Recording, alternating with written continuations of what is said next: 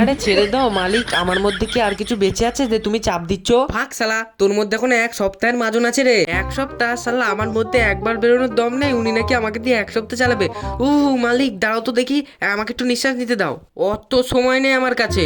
আমার তো মনে হয় মালিক ওর কোষ্ঠকাঠিন্য হয়ে গেছে। ওটা তো মালিকের আছে, 3 দিন পর একবার যায়, তাও হাঁপাপাই করে আসে। 100টা কিপটে মরেছিল না মালিক, তারপরে তুমি জন্ম নিয়েছো। শালা রেশনের 2 টাকার চাল ছাড়ি না, তোকে এত তাড়াতাড়ি ছেড়ে দেবো নাকি? হ্যাঁ ওটাই তো, এখনো মালিক রেশন দোকানে যাবে, তোর পিছন ফাটবে। তুই শালা আবার মাঝখানে কি বলছিস রে সুয়ার? আমাকে ছাড়া তোর কোনো অকাত আছে? আমি সকাল সকাল তোর উপর হাগি বলেই তুই তো বেঁচে আছিস, আর সেই হাগাটাই মালিক দাঁতে ঘষে, এটা মনে রাখবি। বলবি সকাল সকাল আজে বাজে কথা? আজে বাজের আবার কি আছে, এটাই তো প্রকৃতির নিয়ম। দাঁড়া, আমি তোকে আমার নিয়ম দেখাচ্ছি, দাঁড়া। না মালিক, না মালিক, ওরকম করো না মালিক। মালিক ভুলে গেছে, ভুলে গেছে, আর কোনোদিন বলবো না মালিক, আমাকে ছেড়ে দাও মালিক। গালাম গালাম